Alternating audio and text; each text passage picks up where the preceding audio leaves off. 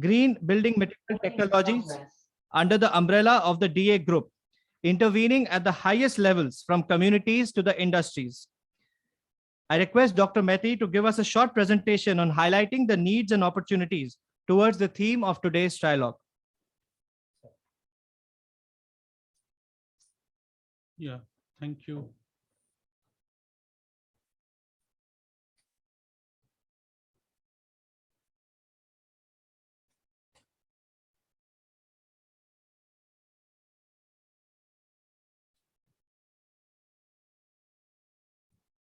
Can anybody see the presentation?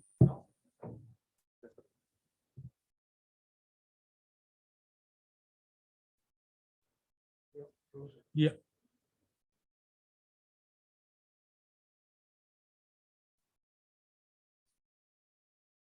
Anyway, while it is starting, so good afternoon and to all of you and friends who have joined us with from the Zoom. Just I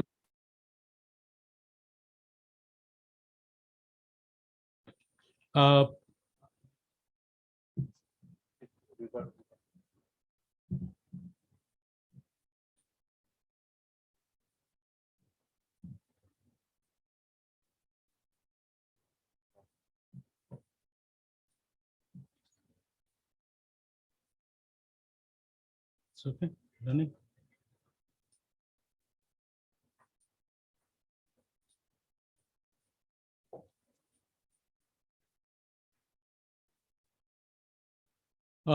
Yes. So to give you some brief idea of the cement industry in India, it is the second largest. It's the second largest producer of cement, meeting approximately around between 7 to 8% of the global cement demand. Last year and financial year 2022, we were around 381 million tons of cement. Some amount of it should have been more, but due to the pandemic, it was less. And the most important thing is there is an 12% year-to-year growth in this sector.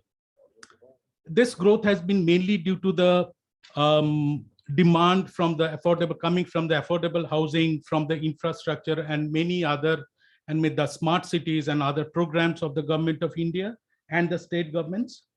But one thing to remind you is that India's cement production is one of the greenest that we have. And it is due to the maximum use of fly ash. You can see the ratio there. Out of the total cement that we produce, roughly around 73% is the fly ash based pozzolana cement, and the rest is around 27% is the OPC. So it's, compared to the world, it is one of the greenest. But still, even if it is the greenest cement that we are producing across the world, we still contribute around 7% to the total emissions in the country. And the way that emission is there, it is in front of you. This is the way that the emissions of the cement industry has increased. This is right plotted from 1960 to around present. There is a slight dip in the last year. This is only due to the fact that, well, due to the pandemic, there was not much of constructions. That's the reason why it has dipped, but it is increasing. It is increasing. Now, if it is increasing, so what we did was we did a study on what was the amount of cement that is required by India projected till 2047, and this is what is coming to here. It is increasing after around certain time 2025. It is going to 2035. It is going to be stabilizing. The demand is not going to accelerate too much, but still it is going to increase, and we will still remain the second position in the whole world. Majorly, there will be three types of cement also. Growth has been projected with Portland, fly ash cement, OPC, and the Portland slag. Now, if that is the scenario, let us look at, because here, if we have to maintain this trend, then there has to be fly ash. And the trend that is coming into fly ash is like this. This has been data taken from the Government of India Central Electricity Authority. If you see that the major states of cement production states like Rajasthan, Gujarat, Andhra Pradesh, Jharkhand and all, they are already 100% fly ash is being utilized, which means there is no more fly ash. So all the fly ash that is being generated, almost around 90% is almost utilized. And this graph gives you an idea of what is the amount of use that is in cement. So there is a big gap between the amount of fly ash that is being utilized and that is utilized by the cement industries. And what we have done, of course, there will be some thermal power plants that will be coming. There will be some grinding units that will be coming. So this is going to take a linear trend and not an exponential kind of an area growth. If that is the scenario of fly ash, if you don't have fly ash for the cement industry, and this is the growth that is projected, then this is the growth of the Portland pozzolana cement or the fly ash cement, and this is the growth of the slag cement, because these are the two only alternatives. If that is so, then how is this gap going to be maintained? Or how is this gap between the other fly ash and the total cement? The only way that it can be met is either through OPC, production of ordinary Portland cement, because we don't have any other alternative, or going through any other cements. And here I bring in the subject of low carbon cement. This is one of the alternatives that we say, not the only alternative. There are other possibilities. There are a lot of people are now working on carbon capture and storage, but to me, I don't have much belief and faith in that, especially for the Indian conditions. There are various other reasons for that.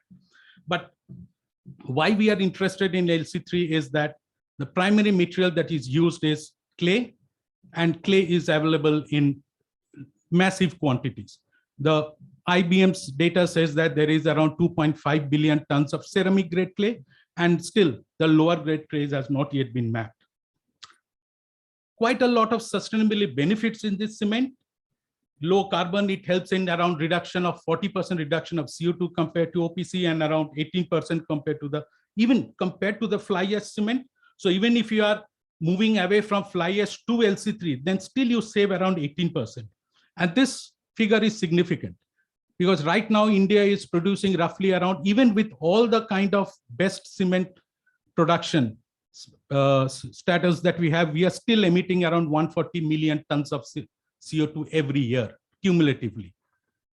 And if that is the scenario that it goes, then by 2047, that 147 is going to reach to 500 million tons. If we now introduce LC2 or LC3, then it is going to be substantially reduced. Not only that, it is going to use around 45% of waste material. And most importantly, for the cement industries, it is around 25% less cost. So this is what I would suggest is way forward. This is some of the thoughts that I had that I would like to put in front of you. Under technology, yes, we need to continue the research on various kind of waste material that India has, and the massiveness, the kind of waste material that we have are very huge. And so this work has to be taken up not only in a small kind of activities by research institutions, but if we can develop a mission mode. Business imperatives, there are lots of possibilities of providing carbon credits to the cement companies if we are adopting LC3, and there are options of providing greener finance. To increase the market of LC3, we need to work on that, where we need to work with the visibility of LC3 along with the buyers, and we would need to include it in the rating system so that everybody adopts LC3. And in policy, if we can, there are standards being worked upon in India, but if we need to fast track the publication of the standards and notification on use of LC3. Thank you.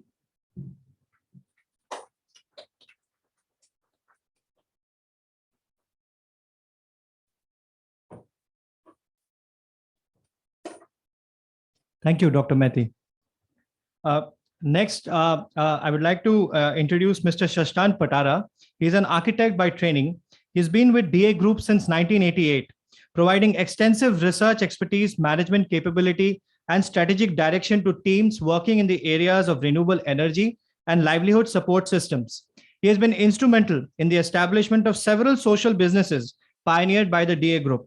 He is currently the CEO of the Development Alternatives Group and will be our dynamic moderator for today's trialogue. May I invite Mr. Patara to kindly come and address the audience. I'll just use this if it's okay. Sure. Yeah. Thanks, Devo, for that very flattering introduction. But more importantly, warm welcome to all of you. I'm not quite sure how many people we have on Zoom right now. If we could get the shared screen, that would be very useful.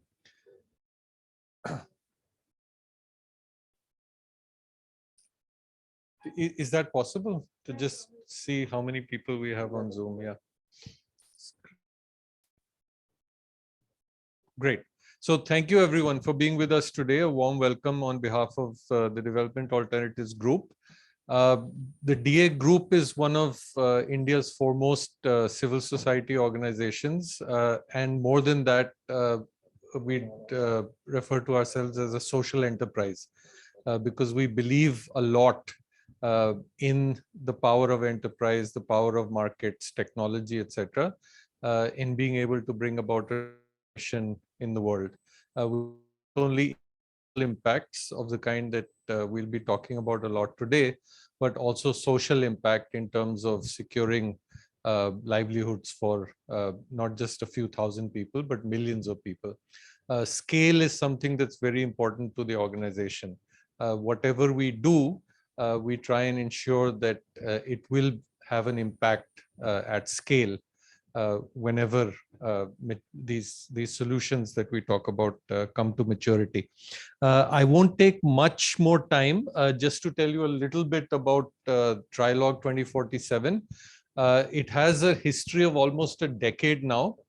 We actually conducted our first trialogue in 2013. And the idea was to go beyond simply dialogue, but to look at ways in which major triads in society can come together. And the most obvious one being the public sector, as in governments, public organizations, the private sector, and civil society. Can we create a forum in which these three actors in society and significant actors in development begin course, the triad between people, society, the planet as an environment, and the economy, prosperity. In all of DA's work, we try to look at people, planet, and prosperity as the three cornerstones of impact that will happen in people's lives. And once you start thinking about it, there are many more. So for example, how does technology, markets, and policy come together? Because again, it's the combination of these three that will have an impact at scale. And that's why when we started the trialogue series, we thought we should go beyond dialogue and move into trialogue. The 2047, as all of you would know, comes from quite simply the fact that India as a nation will be 100 years old in 2047. And at that time, with 30 years or so to go, we felt that there's a generation's worth of work that can be done in 34 or 35 years to actually transform the country and transform it not just on the economic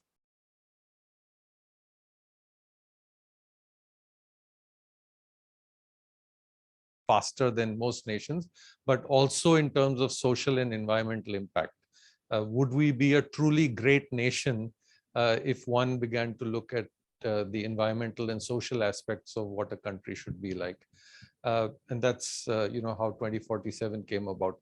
Today is actually a very happy occasion because it's the first event that we're having after the COVID lockdown. We were not able to get together like this for 2.5 years now. So it's in a sense a momentous occasion for us in which we're all coming together. So with that background, and again without wanting to spend much more time, I'd like to invite our speakers to the stage today. Ms. Ruchika Dral, if you could come and take your place. Dr. Mukesh Kumar and Ms. Chandrasekhar. I believe Mr. Sachin Kumar will be online. Could someone confirm that? Yeah, please. Thank you. And Dr. Jonathan Dimanche from SDC. I believe he's also online. Jonathan, if you could switch on your video, we'd have a better view. Yeah, thank you. Thank you. Thank you all for being with us today. In terms of the format of the discussion, what we'll do is we'll invite our speakers to share their thoughts in about 7 or 8 minutes, a first round, which all put together should take about 35 to 40 minutes. And then what we'll do is we'll try and pick up upon some of the important themes that have emerged from the thoughts that the speakers have shared.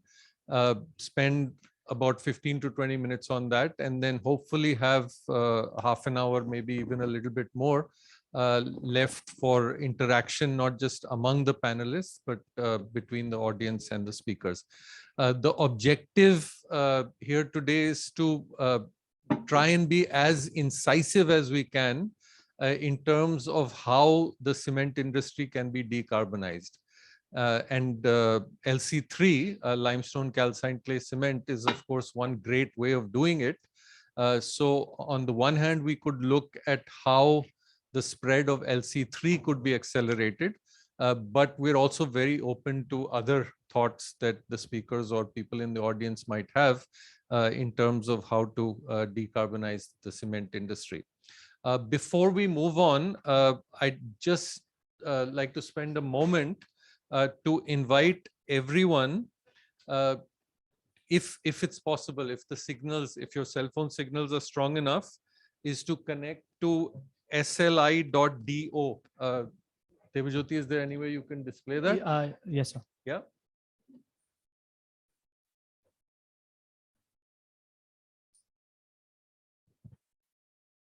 If you can just share the screen on the podium, I'll give a quick demonstration. Yeah.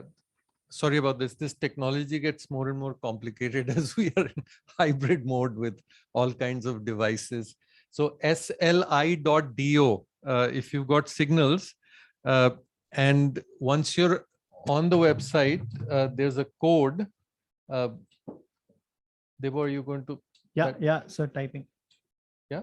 So it's There's a code which is 2946713. 2946713. You can see it's being typed there, and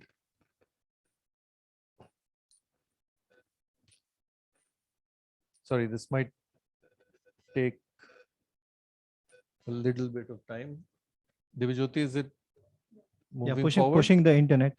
Okay. Mhm. Yeah. So there you are. Yeah.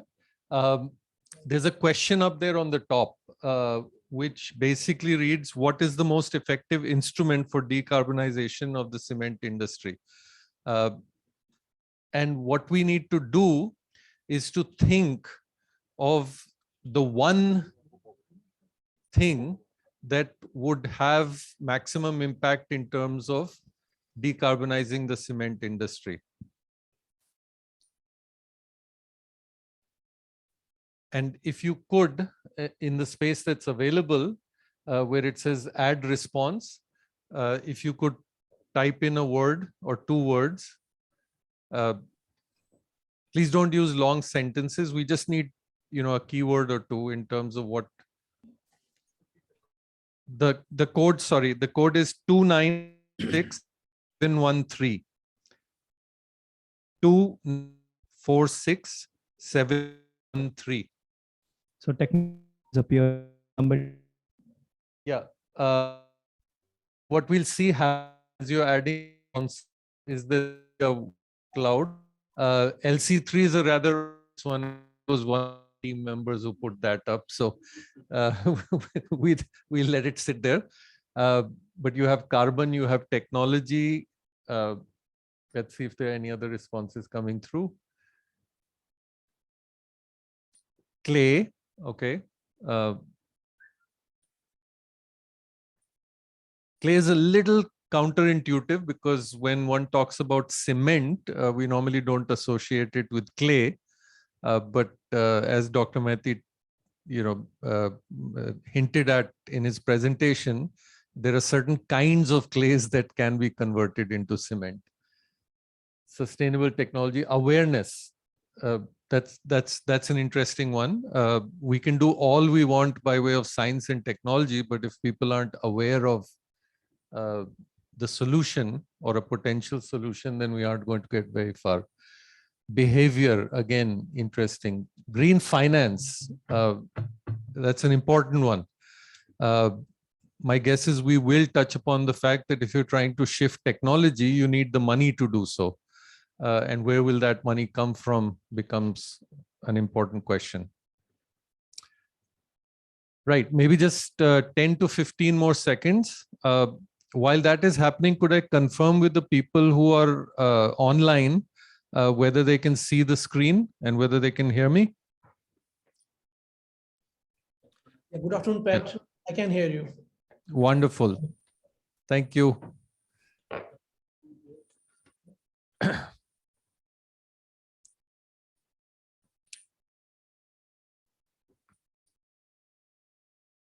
Good. I hope that wasn't too complicated. We already have a useful list there, which we can refer to as the conversation goes along. Please don't hesitate to keep adding any points that you'd like to. The word cloud will remain active and we'll revisit it when we come to the end of today's conversations. Let's move now to the foundation, if you like, of a creative session that we hope we'll have here, a foundation that will be built by our 5 speakers. I'll introduce them one by one as they're invited to speak.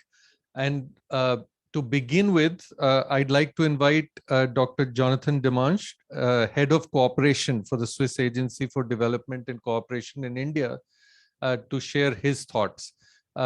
Jonathan has been an active supporter of the limestone calcined clay technology and the project that SDC has so generously funded globally to support the evolution of this technology for many years now. He's currently the head of cooperation here in New Delhi of SDC, the Swiss Agency for Development Cooperation. He trained as an anthropologist and is a PhD from the Institute of Development Studies in Political Ecology. And very early work on the ecological footprint of subsistence farmers in Ladakh. He's worked for the Netherlands Development Organization, the Overseas Development Institute, various NGOs, and as a researcher in Nepal, India, Tajikistan, Ethiopia, and West Africa. Jonathan, your thoughts on the subject today. How can we decarbonize the cement industry and the role that LC3 could possibly play in that? Thank you very much. Good afternoon, everyone. It's a huge pleasure and honor to be with all of you virtually. I wish I could be there physically and to meet all of you and to be with such great speakers and partners today. So my apologies for not being present. I'm actually talking from Switzerland. Usually I sit in an office in Delhi, actually an office built with low carbon cement. I usually rely on the advice of experts such as Mr. Patara, Mr. Suman Mehti and others, but I will try to give my thoughts also on the topic. So thank you very much for inviting me for this trialogue. First of all, well, just a few words maybe on SDC. I mean, we've been active in India for 60 years now, but since 2011, we do work on mostly, on climate change and environmental issues. We both work on mitigation and adaptation issues through grants.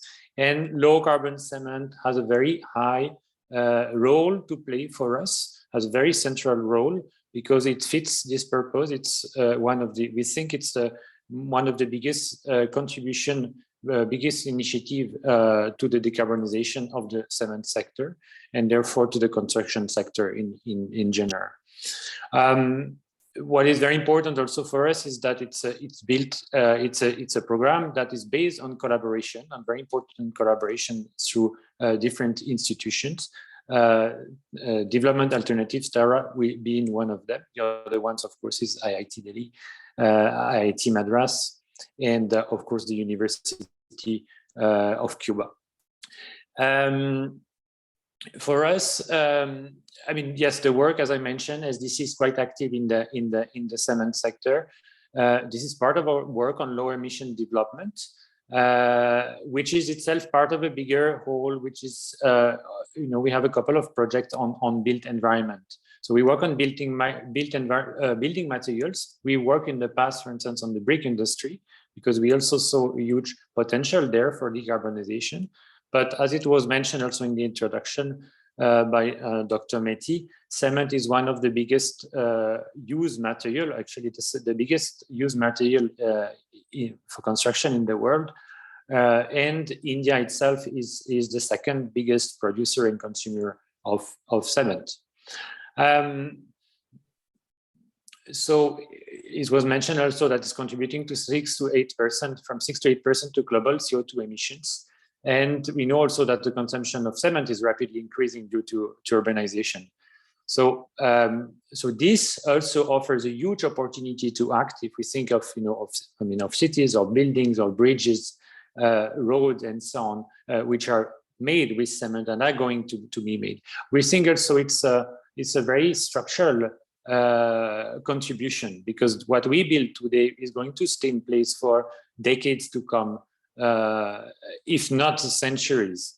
We think LCC is a very good example of innovation. It's a, as I mentioned, also collaborations, a research collaboration between different universities, but with a focus on India, because a large India has large construction needs now due to population growth, due to urbanization, due to high economic growth that is happening, and actually India is leading in terms of worldwide in growth. So all this contribute also to make the potential of decarbonization through LC3 absolutely huge.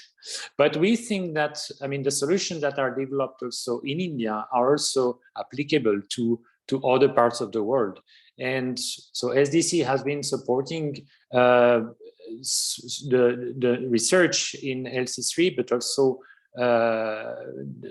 dialogue with politics, because of course, the research is an important part, but of course then the policy have to be aware, they have to be encouraged also LC3. And the next step also, of course, is the uptake of the market, because in the end, you can only have a big impact if the market takes LC3 for its construction, if the cement producers produce LC3 and so on. So, but what is happening here is that this project that started about 10 years ago is actually taking over in large part of the world. It's now being produced commercially in Latin America, in Colombia, for instance, in Africa, in Malawi, in Ghana. A big facility has been, a big cement factory producing LC3 has been commissioned as well.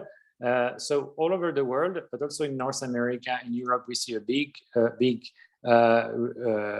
interest for LC3, and it seems to be one of the favorite, most promising technologies for decarbonization. As it was mentioned also, there are other technologies available, but we think LC3 will play a huge role also, because it is it's not only less carbon intensive than other technologies, but it's also highly resource efficient compared to other technologies. A lot of the material of the limestone that cannot be used for conventional cement can be used for LC3. There is a huge interest. It's also energy efficient, because LC3 also doesn't have to be calcined at 1,500 degrees, but only 700 to 800 degrees. So therefore, you use less fuel. And we see at this time when the cost of fuel, the cost of fossil fuel has increased tremendously and is very likely to increase even more in the future, that when you can save on energy, you also save on cost. And that's the last factor, actually, the fact that LC3 is often cheaper to produce. So it's also very, it's really in the interest also of cement manufacturers, but also of the buyers in the end, to be able to produce and to buy cheaper cement. So these are some of the contributions that we see in LC3. For us also, it's a huge contribution also to SDGs. As you know, what we do, the work we do at the Swiss Agency for Development and Cooperation is driven by the SDGs. And LC3 is a huge contribution, of course, to SDG number 13, climate change goal, but also to promoting sustainable cities and communities, which is SDG 11. So multiple benefits we see here. Maybe in a nutshell, just want to mention that, the work we do is driven by a bigger strategy at SDC. In 2020, the Swiss Parliament adopted a new 4-year bill for Switzerland international cooperation, declaring climate change as one of the 4 main priorities and setting the goal of increasing climate financing from 300 million to 400 million by 2024. We see also LC3 playing a role in this, and we are also trying to disseminate in other countries. I think what is being developed here, once again, is of much relevance to other countries worldwide. We are also, in order for the market also to take LC3, it's very important to have some pilot projects and demonstration projects. We've been also working on this. As I mentioned, our office in Delhi, the Swiss Cooperation Office, is built with LC3. It's one of the few buildings at the moment built with LC3. Tara has been working also on building other structures with LC3 to demonstrate that yes, it's possible, it's durable, it's possible to use LC3 for major work. Of course, the big push will come from the standardization. That's also the reason why through the low carbon cement project, we've been allocated also resources and been supporting policy processes in order to get to the standardization of LC3 in India, so that it can be used for structured work on a massive scale all over India by states, by the public work departments, and so on, and therefore can contribute significantly to India's NDCs and India's climate goals. I think I'm going to stop here, but I'll be happy to take some questions further on, and I'm looking forward to this interaction. Thank you very much. Thank you. Thank you so much for those remarks. We'll certainly come back to several of the points that you mentioned there. I think it would be fair to say that if it hadn't been for the generous support that the Swiss Agency for Development and Cooperation has provided, not just in India, but across the world, to the development and now promotion of low carbon cement, or limestone calcined clay cement, I should be correct about this, LC3, we would not have reached the stage where we are now, where it's on the verge of large-scale commercialization. And indeed, as Jonathan pointed out, in many countries has actually gone commercial.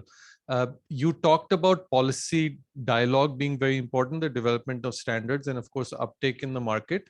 But one of the points I would like to come back to is the principle of collaboration that you said is very, very important to SDC, because it's quite likely, I hope we can explore this further, that it's a collaboration between actors coming from different sectors, different parts of society, that can actually make such transitions happen, can actually take up challenges such as the decarbonization of an entire industry.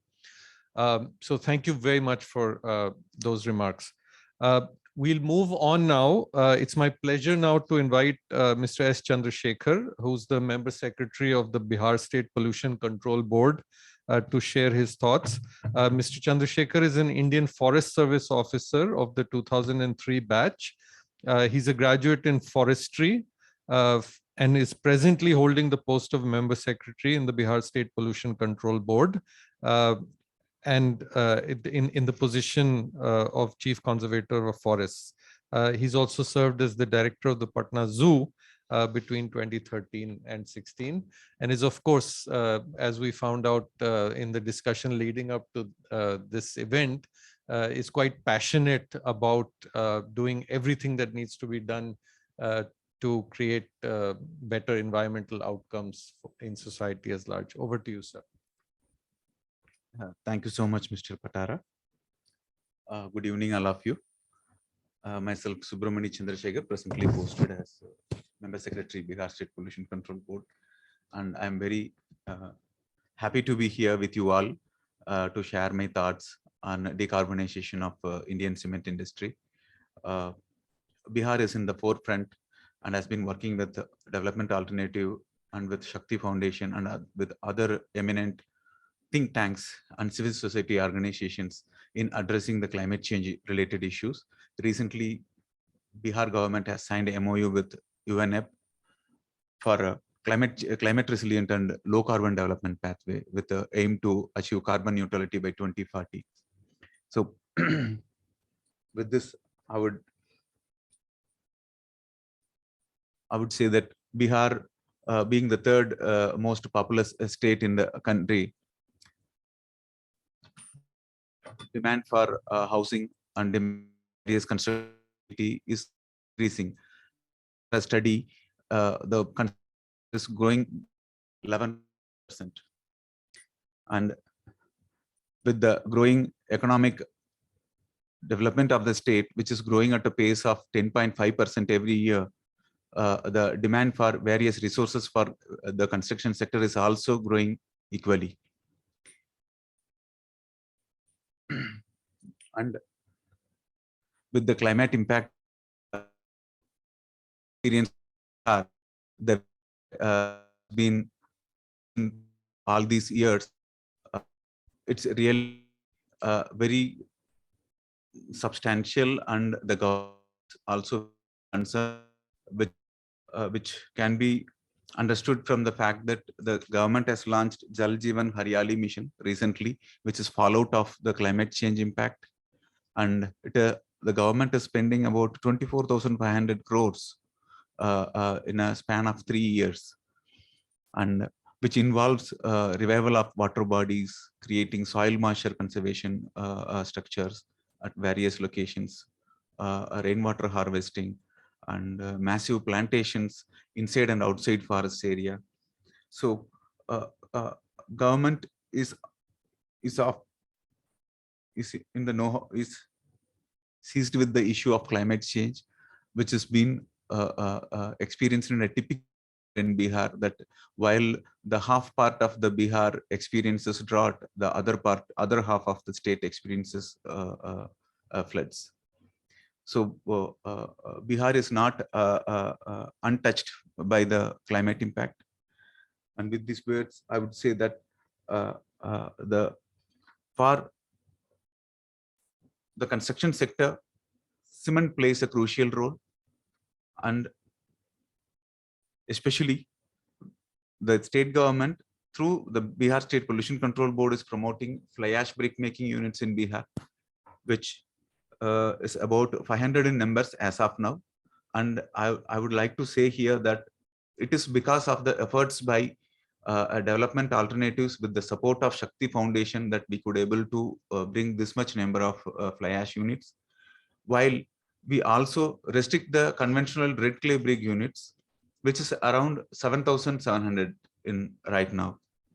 Recently, we have signed an MOU with UNDP for counting the number of brick kiln units using a innovative geo-AI technology, which involves remote sensing and artificial intelligence, which identify the brick kilns based on the built-up shape.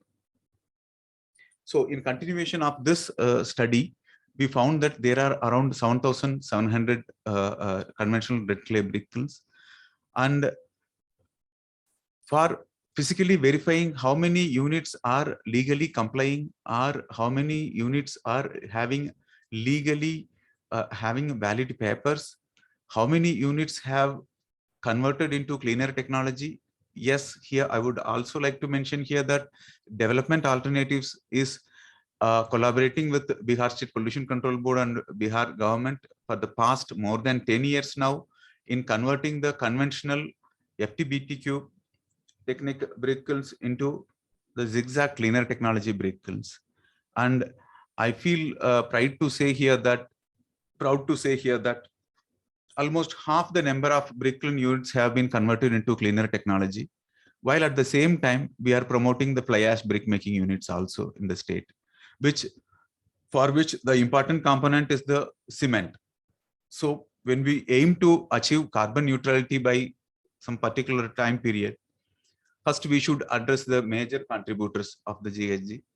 Here in Bihar, in the forefront, Shakti Foundation and Development Alternatives have come up with innovative ideas and their contributions in studying this sector, especially construction sector, especially with respect to the bricking sector. They have recently submitted a GHG inventory report on 5th June, World Environment Day. While going through that report, one can find very perplexing, very interesting findings in that.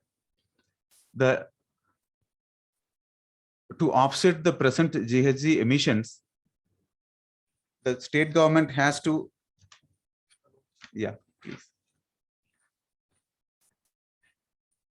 has to contribute the 1/3 of the present area of the forest area in the state. This is only for the brick kiln sector. So right now at present there are 23 billion bricks are being produced in the state. So you can imagine the pace of construction being happening in the state and the requirement of cements also. Right now we have 6 thermal power plants in the state, which is supplying fly ash to different units, cement industries and to fly ash making industries in units. And there is one more thermal power plant is also coming up. With this, the total contribution of the fly ash bricks to the regular bricks is about 7%, and 3.6 million tons per year of topsoil is being conserved because of this fly ash making units, which are in 500 in numbers now. And these fly ash making brick units are mitigating 0.06 million tons per year of CO2, and it's also conserving 0.028 million tons of coal per year. And the fly ash being utilized by these 500 fly ash units is about 1.8 million tons per year. State has also initiated the GHG inventarization of cement plants of Bihar, and based on this study, we will be able to make an action plan for reducing the emission in the state. And here, LC3 will play a significant role in the state as well as in the country to minimize emission and will serve as alternative material for a more extended period. This partnership between the government, the private agency, and civil society agencies will eventually mobilize additional contributions from the private sector, the utilization of public know-how with a view to more efficient service delivery and promotion of private sector investment as a growth engine towards meeting the country's NDC targets.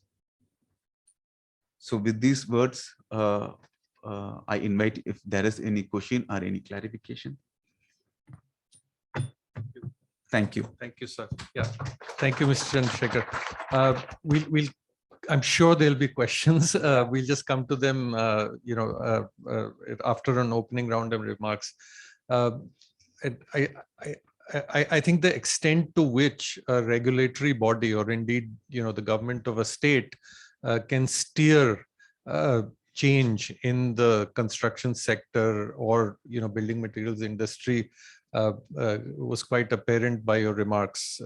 And Bihar, from what we know, is one of the most progressive states in that regard, or proactive, may I say, in terms of looking at what would be the mix of materials in the construction sector that you would need to use in order to have, if not a net zero construction industry in Bihar, but certainly a much more environmentally responsible construction sector.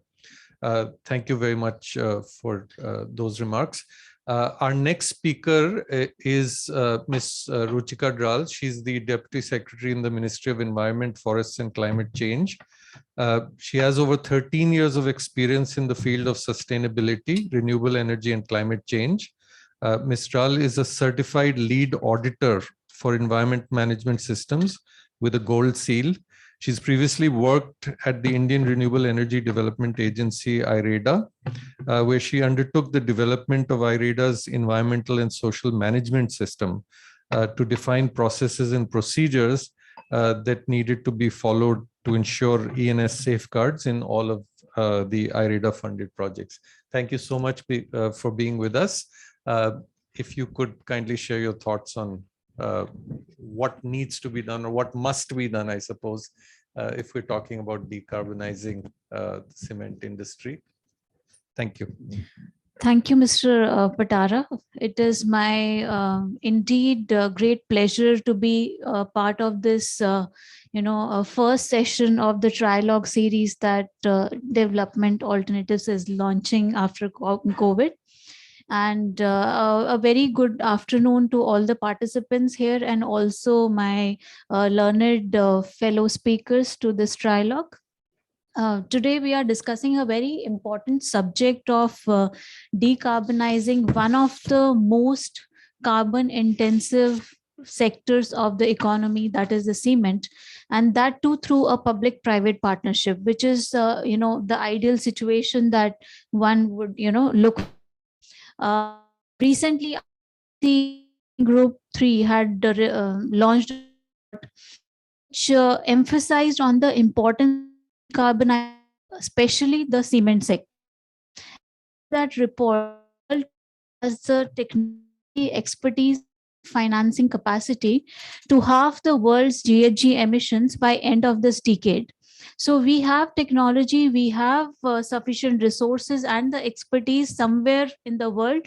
Now our job is to put the pieces of this puzzle together to be able to get those results. So this can be done very well through the cooperation, the national and international cooperation. The way this Swiss agency has been steering the development of the technology in the country is very appreciable, I would say. As far as the hard to abate sectors are concerned, today they are contributing to about 30% of the global emissions, which is a huge chunk. So it is a very important sector to focus on. They are considered hard to abate because of the high temperatures that are involved in the processing and also some of the unavoidable process emissions. And any change or any technology modification in these sectors requires very huge investment with a long payback period. That is the reason technology transfer and financing is being discussed again and again. As far as India is concerned, we already know that we are at a path of high industrial growth in the coming decades, and India, being one of the second largest producer of cement, is one of the lowest consumers of the cement as of today. Our average per capita consumption of cement is almost half of the global average, which is not a very encouraging factor. This is going to increase in the coming decades, considering that 70% of the India's built infrastructure is yet to take shape. So there is a huge demand that we are foreseeing in this sector. So this actually presents us with the challenge and also the opportunity to transition to better processes, low carbon processes, and making the whole sector a little less carbon intensive. India as a country, has taken very ambitious targets for reduction of the emission intensity of the GDP, which was announced in Paris in 2015. And recently at COP26 in 2021, the Honorable Prime Minister has declared the net zero target for India to be at 2070. So this net zero can never be achieved if we do not take the industry along. And when it comes to industry, cement is one of the key industries that we have. Indian cement industry as we today is a very energy efficient and emission efficient industry, I would say. It has been exhibiting very pioneering measures across various plants that we have in the country, and it has been acknowledged one of the world's most efficient industries. The emission intensity of Indian cement industry stands at 578 kg net CO2 emissions per ton of the product, whereas the global average stands at 900. So, which is definitely a very encouraging number, I would say. However, we still have a long way to go. As per the recent global ranking of the cement sector published by CDP, on the business readiness of the sector for low carbon transition, 6 of the Indian companies were amongst the top 9 companies identified by CDP. So again, it's a very encouraging number, and we see a lot of initiatives being taken up by the major players in the market. They have been able to do that through variety of initiatives, which includes blending, renewable energy, energy efficiency, material efficiency, waste heat recovery. But and hydrogen, green hydrogen is the new avenue that government as well as the private players are looking at. As per Global Cement and Concrete Association, which published Cement and Concrete Roadmap 2050 for net zero concrete, they have they have developed the roadmap for making the cement concrete neutral by 2050, and they have also taken the sectoral commitment of reducing CO2 emissions by further 25% by 2030. So a lot of major industries or the Indian cement companies have taken up this voluntary target and are working towards this carbon neutrality. There are other global initiatives where the Indian industry has shown participation, that includes renewable energy 100 or EP 100 and the science-based targets, where individual companies are adopting the group target and working towards making the industry lesser carbon intensive. And in order to support the industry in this transition, the government is trying to play its role. One of the major initiatives that have been taken by the government of India is LEAD IT, that is Leadership for Industry Transition, which is working on the hard to abate sector. This is the initiative launched by India along with Sweden. And it focuses on the hard to abate sectors, and one of the first sectors that we work on under this initiative is cement and steel. So a low carbon roadmap for the cement sector is being developed under this initiative, which is under process and should be out soon. And this initiative is basically a group of countries and companies in the hard to abate sector. So we have around close to 30 countries and companies which are member of this initiative. From India, Indian cement sector, Dalmia Cement is the member of this initiative, and through this platform, I would like to invite more Indian cement companies to be part of this initiative, which will help them get access to the finance and also the technology in maybe a easier manner, and they'll be able to connect to the international best players through this initiative and also with the governments. So we encourage industries to be part of this important initiative that is being spearheaded by India and Sweden. Then there are several other such initiatives, such as Clean Energy Ministerial Industrial Deep Decarbonization Initiative, which is launched along with the UK and other countries to stimulate the demand for low carbon industrial material.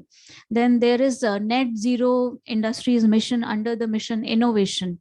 So there is no dearth of platforms that are being launched and being provided to the players of the market, to the important stakeholders to be able to work together.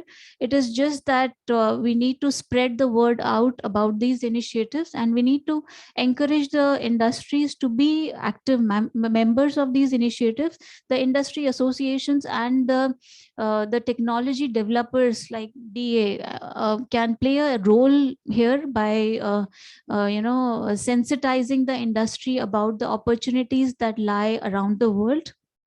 And the government of India is very appreciative of the achievements of the Indian cement industry, and it further encourages the industry to continue on a low carbon pathway by taking in account the domestic priorities and circumstances. This is something that we as a developing country should never forget, and this has been taken up as a principle at the international forums also.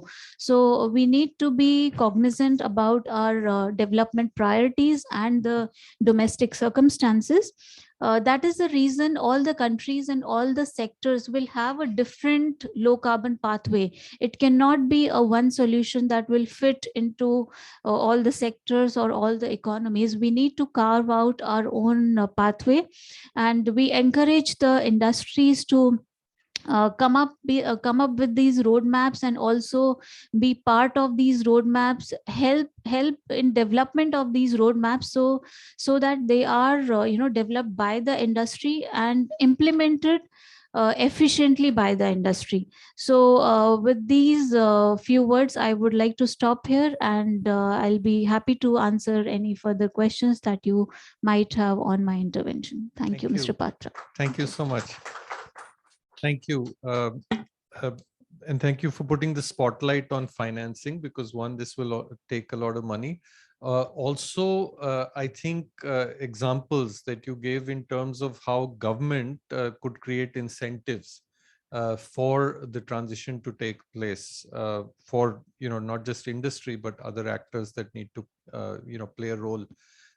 And then, of course, the facilities that get created. I'm sure there were a lot of people here and those online who made notes of lead IT and would look quite eagerly to, when it'll be available as a facility or it'll be launched. Because from what you described, it sounded exactly like the kind of support that, the cement industry would need. So thank you very much. Our next speaker this afternoon is Dr. Mukesh Kumar. He's the General Manager, Research and Development at JK Lakshmi Cement Limited. JK Lakshmi Cement is not only one of India's foremost companies, but we have experienced, my colleagues and I, Dr. Mehti, others have had the pleasure of experiencing how JK Lakshmi is a pioneer in the sector. In terms of exploring new possibilities by way of not just production of cement, but also how at the applicability end, they can help users make more intelligent use of cement. Mr. Mukesh Kumar heads the Research, Development and Quality Assurance Cell. His research interests include nanomaterials, chemistry of cementitious materials, geopolymer cements, the hydration of plasters, solid state chemical reactions. And he's been instrumental in piloting the limestone calcined clay cement trials that have happened in JK Lakshmi Cements. Thank you very much, Dr. Kumar, for being with us today. You've taken time out from your schedule. Your thoughts, sir. Thank you, Mr. Padra. So, good evening to everyone. Myself, Dr. Mukesh, I am the R&D head and quality assurance head in JK Lakshmi Cement Limited. So the journey start in 2015. I have a collaboration with IIT Delhi, IIT Chennai, and Tara. So this LC3 cement journey start in that time. So As Dr. Methi told in previous, the gap between the OPC, P and PPC, more. It is more but as the cement industry, the challenge is that fly ash is not available in India everywhere. For example, if looking after Rajasthan, almost in a year, 2 to 3 months, we are not getting the fly ash for that production. As BIS has limitations that you have to use up to 35% of pozoranic material. But due to non-availability of this fly ash, we are not able to use the limitations where LC3 is very, very important and useful for us, because today we are here to reduce the CO2. So this is the best way where fly is not available. We can, and the clay is available, amendment clay is available there in Rajasthan, in West Bengal, this area. So for this LC3, we have used the clay. That clay is not 100% pure clay. That is the waste of this ceramic industry, which we have produced, which we have captured from the Gujarat, from Bhuj, where the colonite percent is nearby 40 to 50%. We have used, and for the production of LC3, we have used the not high grade limestone, not low grade. We have used very less grade of limestone, which is our reject. Reject means which is the reject of cement industries. So that type of limestone we have used during the production of LC3. And due to the support of IIT Delhi, IIT Chennai, and Tara, we are the first in world. JK Lakshmi first in world. We produced the 500 metric tons of LC3 in 2016. So this is about the LC3. Yes, cement industries is working on different type of steps, like ma'am has told, Ruchika ma'am, that we are working on the various WHR, alternate fuels. These are the alternate we are using for the reduction of CO2. In cement industry, again, waste materials are generating from the mines also, where you can use that waste as a value-added product with the different technology also, like geopolymer. Yes, in JK Lakshmi, most probably next month, we are going to have one building with the 100% of waste, no cement is there. So these type of things we can also use for these new technologies, so that the CO2 will, again, it will come. Because we are the cement producer, we can't tell you that you can build a building with without cement, but the waste you can utilize as value-added products. Regarding the carbon capturing, yes, some cement industry, we are also working on CO2, that we are going to capture the CO2 from the cement industry and have a these carbon nanotube, and we can use the CO2 in concrete also. We have used earlier, where earlier strength and later strength both increased up to 20-30%. So this all things from my side. Thank you. Thank you, Dr. Kumar. One of the points you made about being able to use a wider range of raw material is of significance in terms of promoting LC3. But I also believe that if you use this kind of material, the amount of energy that you need to produce cement also goes down, and therefore there are significant amount of cost savings also. Is that correct? Yeah. Very good. Which I presume would be of great importance to any cement manufacturing company. Thank you. Thank you, Dr. Kumar.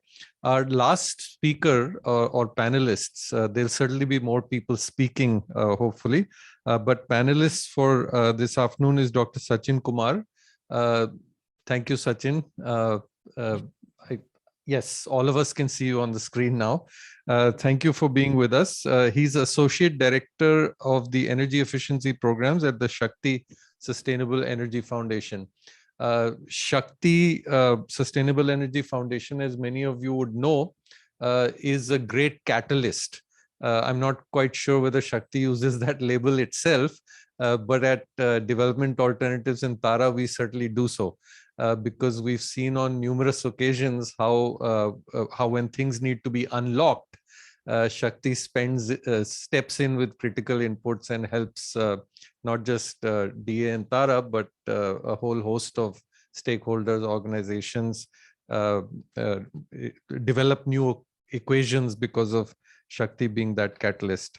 As an energy professional with over 20 years of experience, across various areas of energy efficiency, Dr. Sachin Kumar has facilitated low carbon growth of various energy intensive industry segments through research, design, knowledge sharing, capacity building, worked very closely with policymakers, industry leaders, opinion makers, funding organizations, and sectoral experts in the energy efficiency domain. Sachin, over to you for your initial thoughts on what we can do, what we need to do, what we must do if we're talking about decarbonizing the cement industry. Thank you. Thank you, Mr. Patara. First of all, my apologies that Dr. Anshu Bhardwaj couldn't join this panel. So I am here on behalf of Dr. Anshu Bhardwaj. And good evening to everyone. I'm sorry that I couldn't come in person in this event.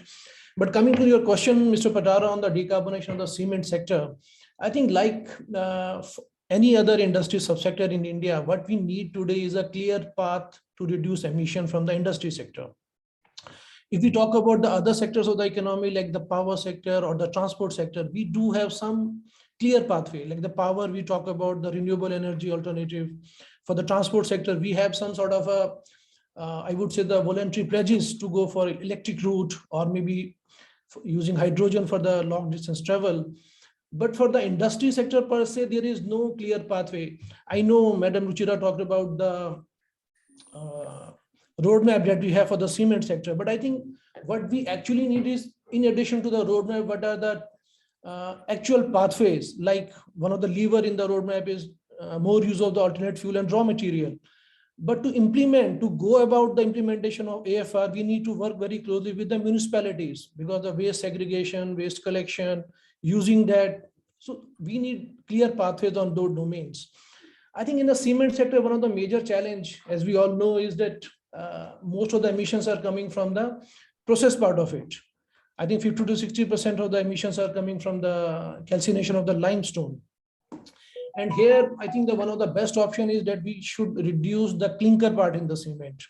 J.K. Lakshmi Sikwan talked about the initiatives taken by them. And I think here the important part that the low clinker cement like LC3 cement or the composite cement or the geopolymer binder, they can play. It is very important. I think 30 to 40% of the CO2 emission reduction can be achieved by using L3 cement. And if we see globally, I think the large cement companies like Heidelberg or Lafarge, they have already included LC3 cement as one of their strategies to achieve net zero in future.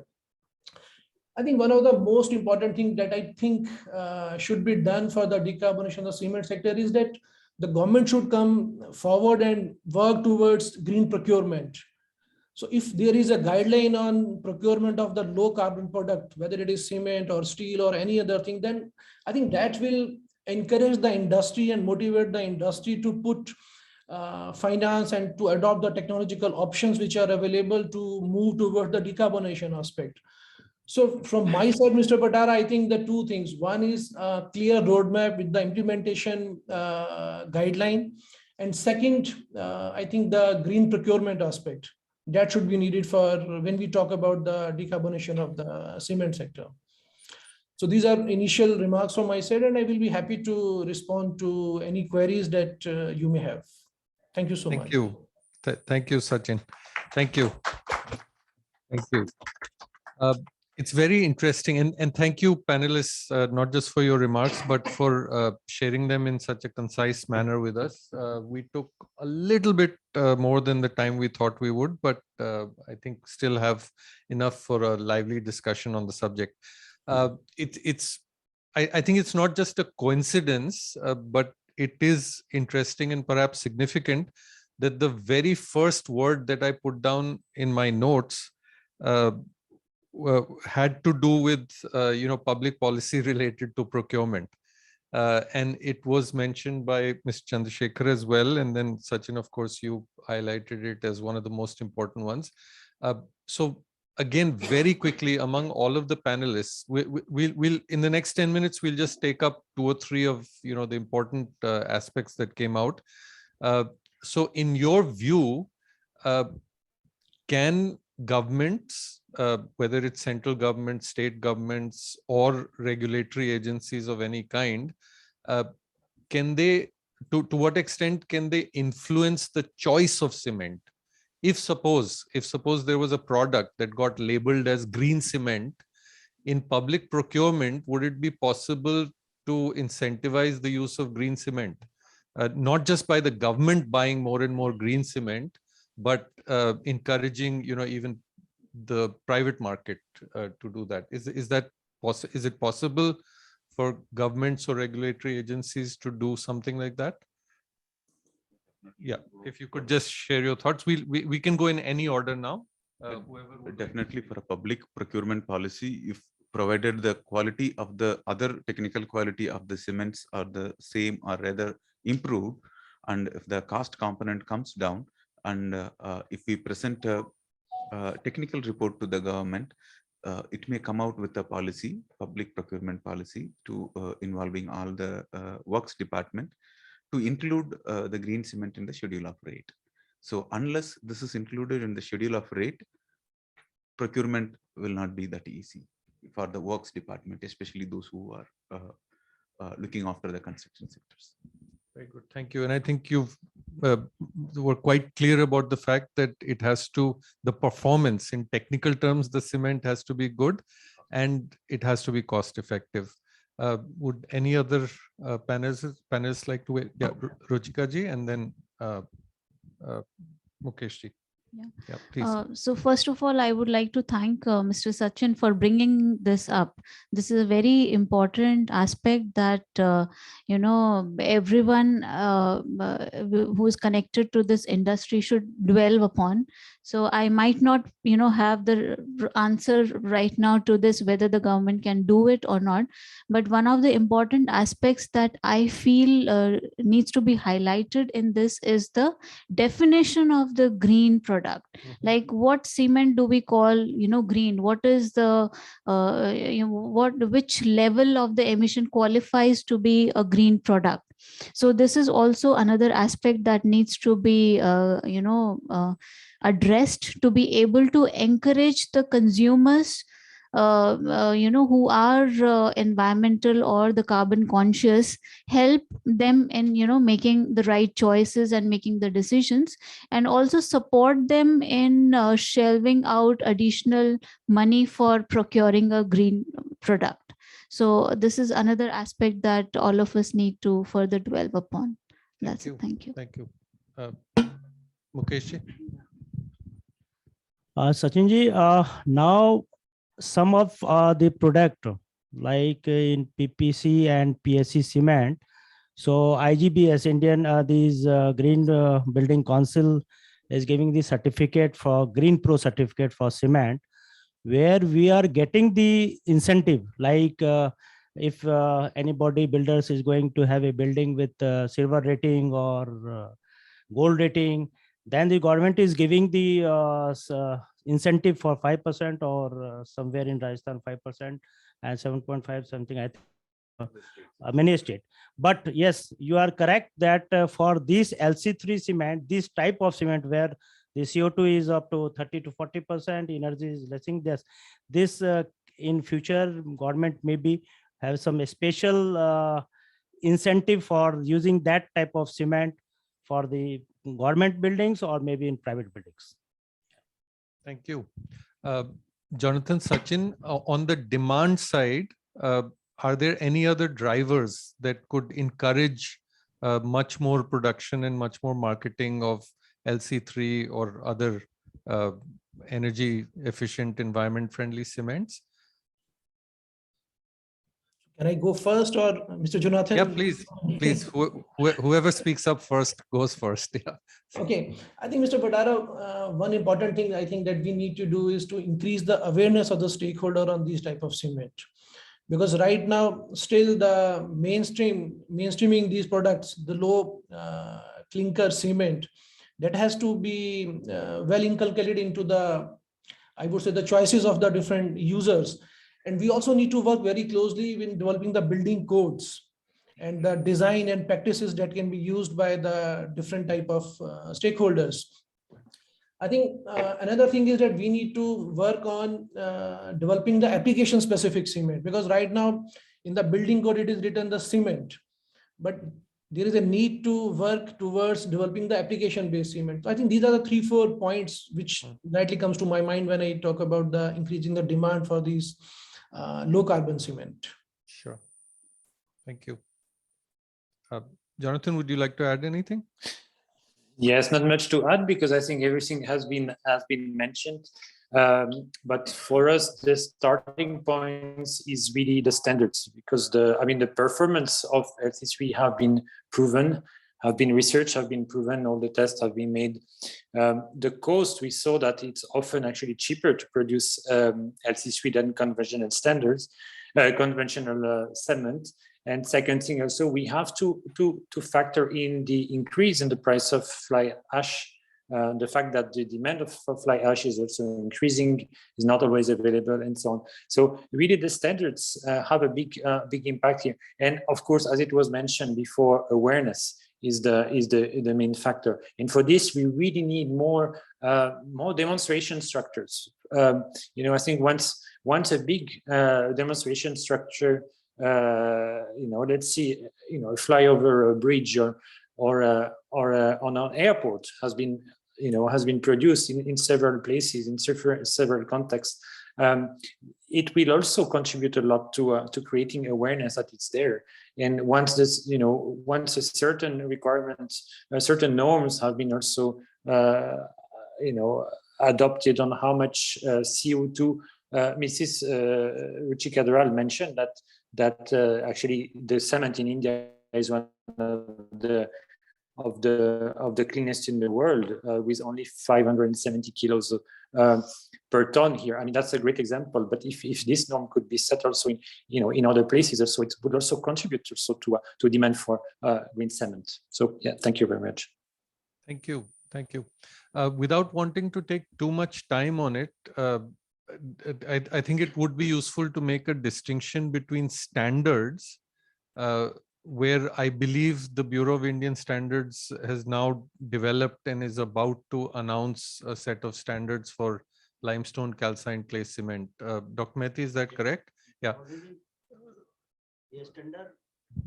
Already draft had been circulated to the all of India, all over to IITs and everywhere.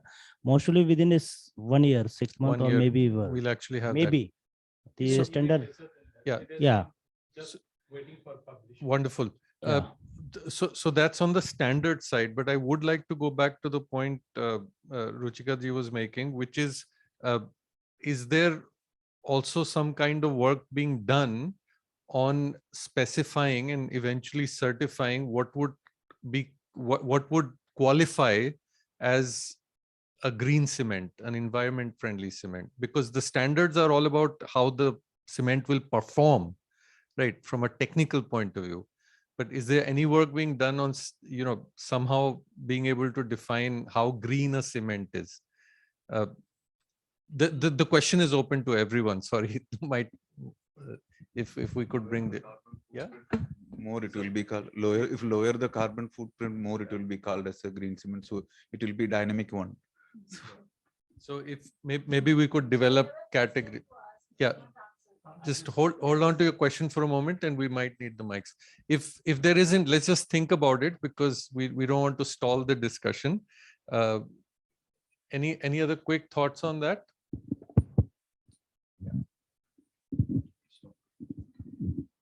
Okay, good. Let take the mic, Somin, if you'd like to speak, and as briefly as possible.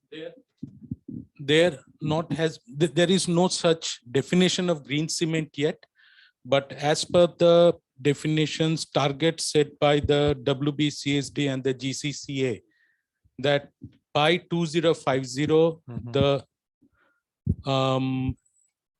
the net emissions should be the clinker factor, should be 0.35.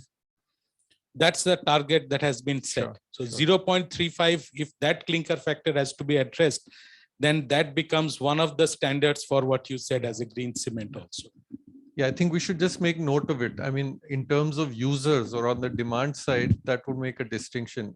It's a really crude analogy, but people who want to buy cars now, they have a choice. They can buy an electric vehicle or, the normal combustion engine kind of vehicle, or more or closer to what we are talking about. I think Mukeshji mentioned that you now know whether an apartment building that you're moving into is LEED certified, or the extent to which the Griha rating, etc. You know that, and you can make conscious choices. Just wondering whether that's possible on the cement side. Okay, moving on now. I think I got a sense that we're all in agreement that limestone calcined clay cement, LC3, is better than OPC or PPC, the normally available kinds of cement, from a environmental point of view. What do we feel about the economic or the business case for LC3? Is it still something where you have serious barriers, or there are significant risks that might prevail if a company is trying to make a transition to LC3, or is there a strong business case that's already available? Any of the panelists? Mukeshji, you're probably the best place to answer that question, right? Does it make business sense already? Yes, yes. Ya kuch uske liye karna padega? So the difference between OPC and the LC3, first is that the energy. Yes. When we are going to produce the OPC, where we have the kiln temperature is 13 to 1400 degrees. And when we are going to have a LC3 cement, you see half of the energy is there. So this is the advantage of that. You will get the LC3. Cost wise, yes, because this limestone you can go for 13 degrees. This that cost wise it will also lesser than these OPC. Right. And because the softness properties of this clay is there, so you will also increase the mill efficiency also. Okay. So this is the advantage of when you are going to have a LC3 production. And for if you're going for properties, yes, these I will, if you have time, I'll show you the this video that with the LC3, with no proper mix design, simple mix design, IIT Delhi, Tara, and we have made one road in our JK Lakshmi Jhajjar plant, where we have prepared the these high performance concrete with M50 grade. And this road is now up to 5-6 years. This road is, in compared to OPC, it is far better. Practical. Wonderful. Thank you. What I hear you say is that in terms of operating expenses or operating costs, the cost of producing 1 ton or 1,000 tons of cement will probably go down. Yes. But does that also imply that there are significant capital investments that have to be made in order for that transition, for us to make that transition? And on this account, the investment that a company would have to make, I'd just like to open the discussion out to the other panelists also. because investment is where probably once again financial institutions or government could play a role in making it slightly easier for us to go green. But please, is it an investment that companies can easily make? Yeah. Yes, will they- because the process is almost same. Because when we are going to produce the LC3, then the temperature is 700 and cement is 1400. What will in same kiln we can reduce the temperature and we can have a this calcined clay, because there is two steps in cement industry. One is calcination. Maybe calcination may be 1400 for limestone and for this clay is 700. So calcination process will be same. Only we have to reduce the temperature. Then the second step is the grinding. So grinding is same. You are producing the LC3, same grinding pattern is there. You're going to OPC, same. You are going to PSC, PPC, same. So there is no such investment with if you are going for LC3. Wonderful. That Yeah. What's the cost difference between OPC and this LC3? Cost in terms of per bag. No, that I will tell you when we have a standard, when we are going to produce, because there is one not disadvantage, but there is one certain thing that where you are going to calcine the clay and where is your mines. Because suppose your mines is in Rajasthan and you are going to produce the cement in Delhi or in Haryana, then again the 700 or 800 these per ton, the additional cost. So this cost will be after getting the standard and the availability of this clay, calcined clay, and the production where you are going to. Right. So that's why I previously I told you that in some case where fly is not available there in India, many places. So there it is the very alternate. It'll have a significant yeah. cost advantage Yeah. there. Yeah. Jonathan, sorry to keep you waiting. You have your hand up. Not at all. Thank you very much. No, I just wanted to add, what is interesting is that if we look at where commercial production is taking place, whether it's Colombia, whether it's Ivory Coast, Malawi, Egypt now, or Ghana, these are all countries that don't have strong climate commitments, in terms of reduction of CO. So all these facilities operate on a commercial basis. So all these decisions have been made on a commercial approach, commercial perspective, because it makes sense. It makes sense in terms of business. It is less costly to produce. Now, just one thing that has been done also through the low carbon cement project through our partners. What is very costly for companies is to stop the production, to experiment with LC3.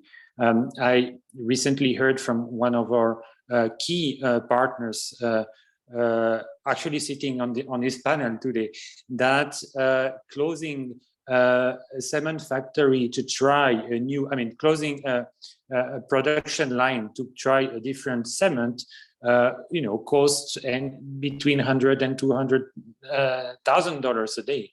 So if you have to close for 2 or 3 days to do a trial, it's hugely costly. One thing that has been put in place through the project is the Technical Research Center. There are actually 2 of them. One is in India, set by Tara, and now hosted at IIT Delhi. The other one is in Cuba, so that cement producers, cement factories can come with their samples, do the trials on a smaller scale. If it works, then they can decide to change their production line in order to produce LC3. So just wanted to see that this is one of the market barrier, one of the main barrier to the adoption of LC3 that has been taken care of through the low carbon cement project. Thank you. Thank you. Thanks for pointing that out. And there must be barriers of that kind, more specific barriers of that kind, because otherwise it was beginning to sound, like every company should just invest in LC3 and start production. Sachin, you wanted to make a point. Yeah, thanks, Mr. Patara. I think one of the important motivator for the industries to invest and produce low carbon cement will be the demand in the market, the demand by the user. I think JK Lakshmi Cement has clearly pointed out that the production cost comes down, but what percentage of that production cost reduction we are going to pass on to the consumer? For them, if it is I would say economical to use as compared to OPC, and it is as the properties of LC3s are comparable to OPC, what is the cost reduction in their overall construction part of it? If we are able to convince the consumer on this particular aspect, then the demand for this product will come. And I think the companies like JK Lakshmi Cement or other cement manufacturer, they will be happy to invest and produce this type of cement. Yep. Thank you. Thanks for pointing that out. This is probably a good point to open the floor. There is one other aspect that I will reserve, 5 minutes or so on, which is the question of collaboration, because at least two, probably three of our speakers pointed out, how important that is. So I would like to just come back to that later, but maybe for the next, 10 to 15 minutes, if there are any questions from our audience here, in the room or online, please feel free to share them now. Pat, Questions, additional. one question that has come up in Zoom. Yeah, sure. From Mr. Suneet. He's writing on the chat that can we use low carbon cement in fly ash bricks? It's there. Yeah. So is that a possibility from the demand? Yeah. In fact, both Mr. Chandrasekhar and Mr. Mukesh Kumar touched upon that you needn't think simply in terms of cement or in basic cement as a product, but in terms of cement based products, it might be actually a great substitute. So people making fly ash blocks could use low carbon. But would anyone like to add to that? The short answer is yes. You can. Yeah. Okay. Great. Yeah. I have just a question. I mean, it discussed very briefly on the mainstreaming of this LC3. If it has all the good things, it is a part of a decarbonization of the cement sector, then what is really government is thinking about mainstreaming, especially when this lighthouse projects in the Prime Minister Awas Yojana and all. And then I think we can really having a very impact is visible that this is what our impact the emission is, and this is after 10 years it should be like this much. And also like what are the other what are the ways that we can communicate it to maximum people, especially the developers? So in these two. Yeah, sure. Let's split that question into two parts. And Awas Yojana would once again be on the demand side, public procurement, whereas there might be several other actions that the government could take to facilitate production or to help companies produce it more, or get the construction industry to use it more. Any thoughts on that? Ruchika ji, would you like to go first?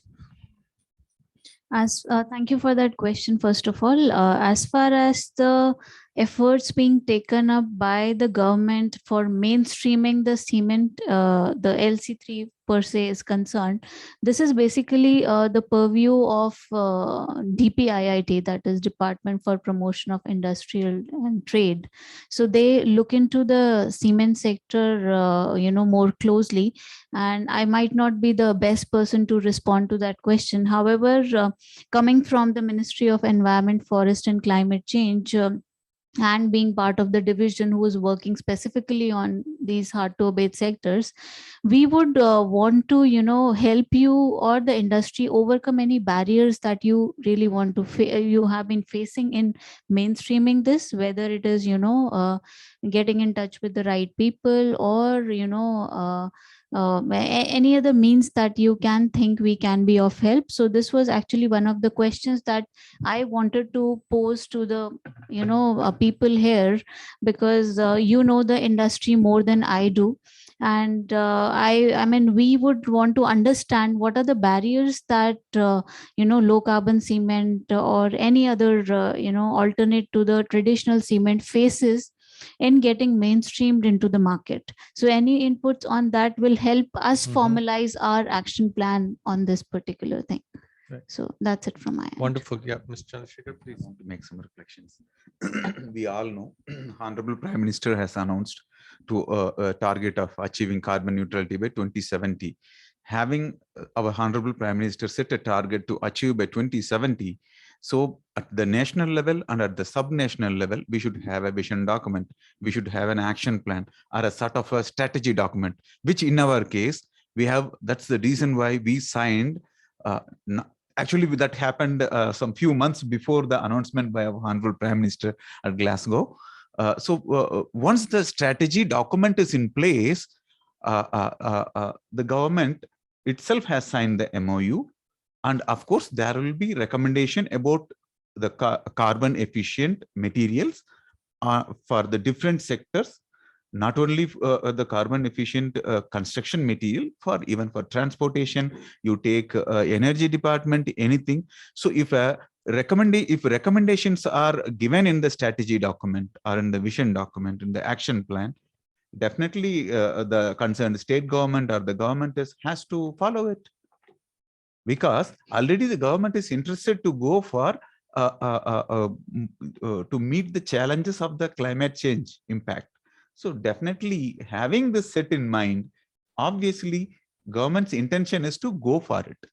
So still Bihar being the first state to come out with such a steady climate resilient and low carbon development pathway, the study is halfway through. I think by end of this year, the draft will be out. So once it's out, we'll have a discussion with our Honorable Chief Minister. Definitely, he's the person who is encouraging climate resilient agriculture. He's the person who is pushing for organic corridor in the state.